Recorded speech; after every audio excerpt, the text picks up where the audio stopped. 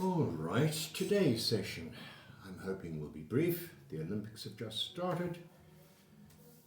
But we've been analysing, guys, and this is what I've come up with. What do you think? Albin? We have this problem, right, is we tend to be, as we're getting older, a little bit more curmudgeonly. I don't mean to come across like this, but it's called it from impatience. And I think it's because I tend to, like I suppose, I don't know what it is, but with me particularly, I can't listen to drivel. And the reason, and it's very rude of me, but the reason I consider drivel is because I obviously simplify things down to their very, very basics. And as a species, we're kind of disappointing. I mean, this is why I'm on the side of science. Let's take an example.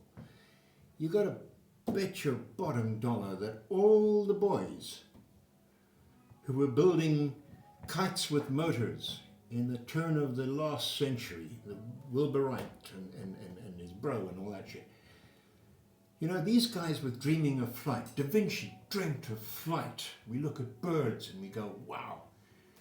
And nobody, when mankind was out and we took off and we flew for the first time, it was the delight of being able to see things from a bird's point of view, bird's eye view. This was just magnificence. I mean, consider the millennium. Since we came out of the caves, I mean, come on. And here we are, like 100 years later, we don't even think about it. But here's the thing that I found like so disappointing about us. So, 1904, or I think it was the Wright brothers, and then quickly, like think about it, a decade later, that's no time when you think about it, a decade later, we got World War I, some fucker shot some Sarajevo Duke, and the next minute, the whole waterside goes to war. Dreadful. I mean, absolutely fucking awful. But you know, some guy goes, you know what, these new machines we've got, we can go and check out the trenches. You know what I mean? We can see what the other guy's doing. We can say where to fire our big guns. And the antiquated idea in those days was the old days of marching, brum, brum, brum, brum, had developed into this trench warfare. And fuck me, George, there it is. Okay, there's our new weapon and we're just enjoying flight. And as soon as there's a big squabble, right, this is now an ideal weapon. But at first it's not a weapon. It's like, hey, those guys have got balloons spying on us to see what we're digging our trenches and shite. Let's use this fucking motorized kite. So the other guys go, fuck, that's even better than a balloon. So they bring up their motorized kite. And then one day, one guy flies past another guy with a different badge on his wing, across in a circle, whatever. And one guy says, well, fuck, you're the enemy. Pulls out his pistol, bang. And the other guy goes, fuck, the other guy just shot at me. Now these guys are flying in canvas boxes. No. Within weeks, they're flying with guns. They develop machine guns. The first machine gun chops off the blades. But the Germans were the first to design the piston rotation with a propeller with the same time as a gun. They could fire through the blades. I mean, we got smart like that in no time. But it was that. It's human. I mean, immediately it's like, hey, and then, whoa, hey, we can see the blocks. We can drop a bomb from up here. Well, look at what's happened. So that's us with flight. And what we spent up until, in terms of just dreadful. And people will argue that, oh, that's the spin-off of war because we technologically crap. First submarine, never mind the bells, underwater bells. Think about it, the Hunley in the this is what amazed us. I mean, come on. We were in South Carolina. We know about this. We develop a submarine. We want to be with the fishes. Man, we're clever. We can fly and now, but this is a little bit before that. We can now go underwater as well. Fuck, this is awesome. But in no time, instead of fucking around and looking at deep things, some fucker comes up and says, you know what, we can sneak this being underwater. Nobody can shoot guns at us from up there. We can sneak up and blow them up from underneath. And in no time at all, the torpedo was invented. At the Hunley, there was 8 guys, I think half of them were even Europeans on the Confederacy side, in a fucking metal cigar underwater with a propeller. This is how they turned the propeller, right? Because there was no steam, it couldn't possibly. And they went and harpooned the major Union wooden ship. And, okay, so they all drowned, apparently. Yes, they did, we know that. But it was the first successful harpooning, torpedoing of a ship. And it went from there. And the U-boats. And then and now, Jesus, I mean, come on, we got a submarine that can go underneath an ice cap with things that can blow up entire cities. And so when I look at all these developments, my fear is that stupid enough. Please don't weaponize space. Just let's fucking, we're never going to progress unless we get out of this mentality. Hence, Jesus, we're not talking about another war because I've had it. Right, that's my excuse. Well, that's mate. And I hope that makes sense because that's what you've been feeling for a long time. Part of the trouble that one of my biggest bugbear, and people don't it's really frustrating. Before I get on to the herd of elephants, that's for another session. But is this business of people saying, oh, the Webb telescope costs $10 billion and we could use that money.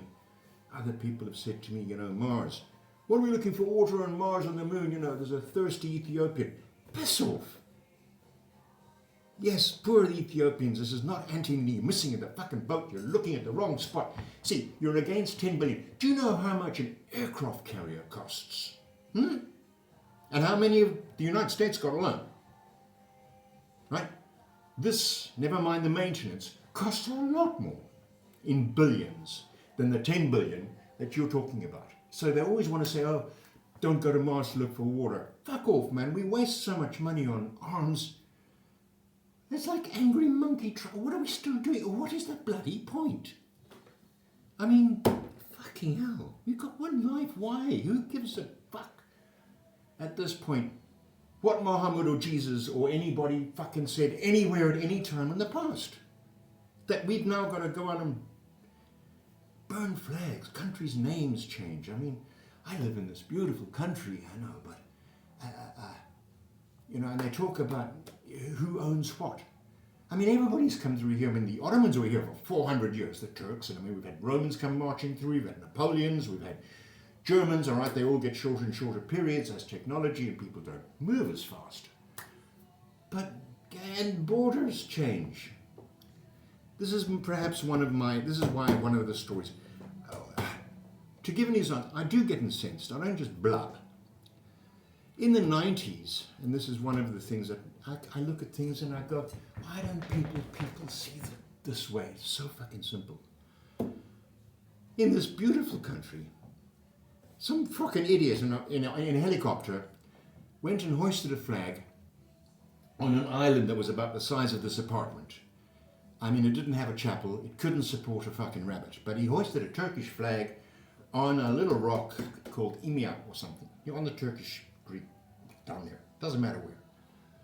Anyway, long story short, 2 NATO allies within weeks, because of this flag, it was into invasion. We had mobilized, they had mobilized. I mean, we're flying around with live ammunition, and that's so close. And it's palpable if you've ever been in a country that gets into a state of an emergency, not as something else, but when a country mobilizes. And we were mobilizing against the Turks. Didn't matter that we were both in NATO. I thought that was going to be fucking for sure. That would never happen. But no. And I thought, you bunch of fucking blonkers. And everybody was getting very excited. And I was fucking getting pissed off. So the only thing I could do, and here's another valuable lesson, is I thought, well, from my perspective, I wrote to the Athens News, and I thought I wrote a very clever little piece, making kind of light of it and trying to highlight how stupid this whole fucking thing was. I said, that history has laughed and said that the Falkland War was like, 2 bull men fighting over a comb. The Falklands, Argentina and the UK. And so I thought very cleverly, I said, this would be like 2 blind men, Turkey and Greece, fighting over a magnifying glass, because they need a fucking magnifying glass to find a fucking island they're going to go to war over on a map. Are you both prepared to use entire generations? Fuck up both our countries that are... No. Right? They were. So I wrote this and it got published. And I had stopped drinking and So, another story, but one of the old, Roger, came along and he said, oh man, he said, you mustn't do this. And Starthy, who was like my uncle, my big brother, and I love Starthy, my Scrabble mate. But, when I published that, he came along and said, oh, you don't understand, the Italian border was here. And I said, Starthy, you don't get it.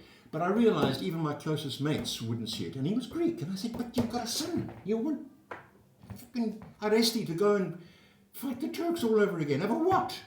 This fucking rock, it doesn't matter. Stick the United Nations flag on it. Call it something else. Doesn't matter. Rabbit Island. Anyway, that was my lesson and what I did for it. And so eventually I thought, here I am back again to where I was, my thinking in South Africa and about apartheid and all that shit. Okay, I'm still the same fucking person.